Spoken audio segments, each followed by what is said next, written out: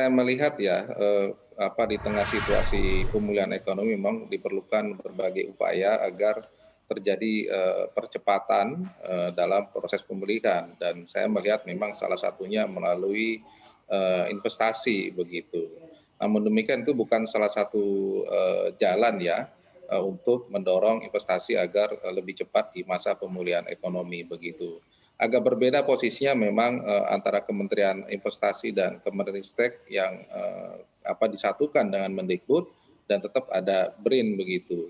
Nah, yang pertama Mhm. untuk Kementerian Investasi, saya kira memang kalau Perpres untuk pengaturan tata organisasi memang berbeda ya antara, kelompok kementerian dengan badan. Itu memang levelnya dinaikkan dari badan menjadi kementerian, dengan asumsi bahwa ini bisa terjadi, proses pengkoordinasian dalam proses percepatan investasi Mhm. akan jauh lebih efektif, itu asumsinya. Sementara kalau di Kementerian Investasi adalah, kita belum teliti apakah memang kewenangan-kewenangan yang ada di masing-masing sektor, misalnya pemberian insentif untuk perpajakan, tax allowance, tax holiday, itu semuanya diserahkan nggak ke Kementerian Investasi, termasuk untuk penyelesaian masalah lahan, kemudian, masalah, tata ruang, kemudian masalah lingkungan, itu apakah bisa dialihkan ke Kementerian Investasi. Kalau itu dialihkan, saya kira itu satu hal yang positif dengan dirikannya Kementerian Investasi. Tapi kalau misalnya masih berada di,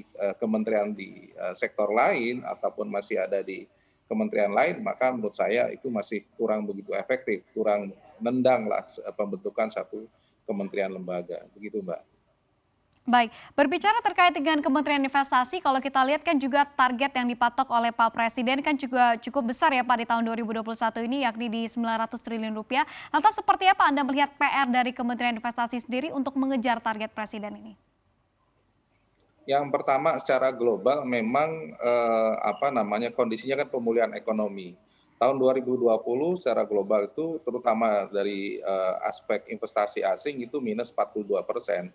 Alhamdulillah kita tercapai target kemarin dan, di triwulan pertama 2021, investasi kita 217, triliun begitu dan targetnya di tahun ini adalah 900, triliun. Nah, tantangannya adalah atau masalahnya adalah pertama adalah dalam proses, pemulihan ekonomi ini, terutama untuk investasi yang sifatnya PMDN, masih sebagian kalangan investor, belum begitu yakin apakah Covid bisa selesai, tahun ini sehingga mereka berani melakukan investasi secara besar-besaran begitu. Kalau saya lihat trennya justru adalah PMA yang justru jauh lebih tinggi. Peningkatan di kuartal pertama kemarin 14%, sementara PMDN justru minus 4,3%. Jadi meyakinkan publik kita sendiri di domestik, itu yang pertama. Yang Mhm. kedua tentu saja permasalahan, lahan, itu juga menjadi kendala yang, luar biasa dan itu tidak berada di Kementerian Investasi, begitu. Yang Mhm. ketiga yang saya juga cukup, berat adalah suku bunga kita tinggi gitu. Ini dikeluhkan oleh kalangan dunia usaha maupun investor. Kita suku bunga pinjaman, terutama untuk investasi berada pada 7 sampai katakanlah 8%, bahkan lebih tinggi.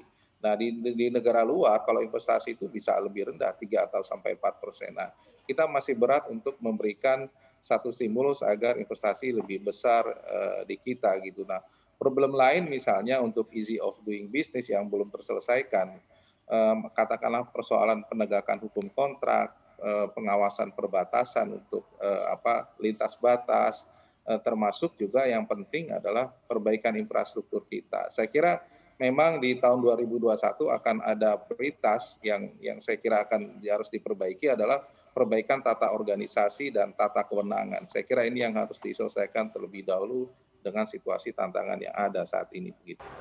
Nah, bagi Anda yang ingin mengikuti berita ekonomi dan juga bisnis, jangan lupa untuk install CNBC Indonesia di App Store dan juga di Play Store.